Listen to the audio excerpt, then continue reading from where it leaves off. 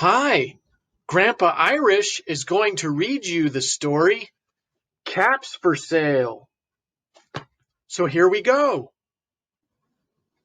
Once there was a peddler who sold caps, but he was not like an ordinary peddler carrying his wares on his back. He carried them on top of his head. First he had on his own checked cap, then a bunch of gray caps, then a bunch of brown caps, then a bunch of blue caps, and on the very top, a bunch of red caps. He walked up and down the streets, holding himself very straight so as not to upset his caps.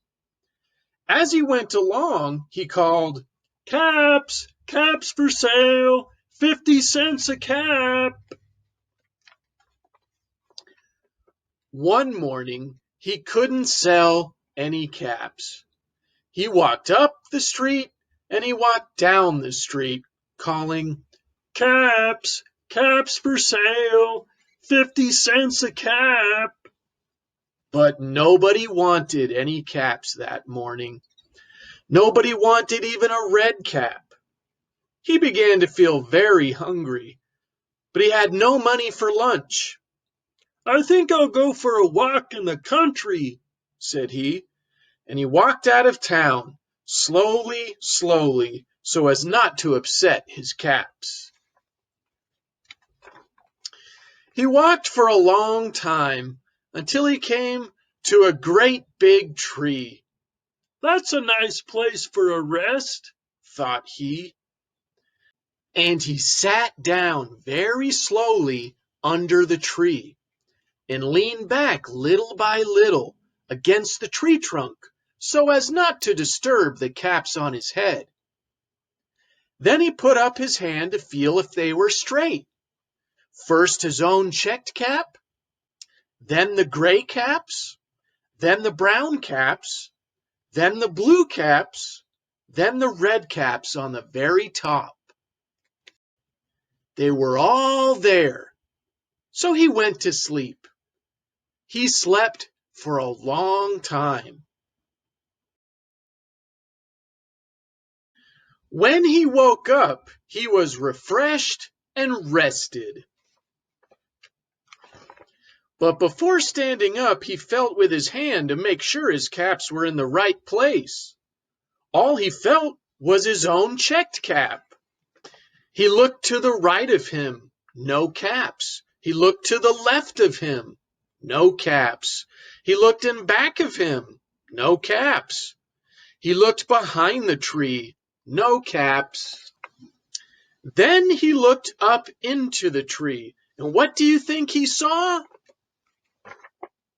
On every branch sat a monkey. On every monkey was a gray or a brown or a blue or a red cap. The peddler looked at the monkeys. The monkeys looked at the peddler. He didn't know what to do. Finally, he spoke to them. "You monkeys, you," he said, shaking a finger at them. "You give me back my caps."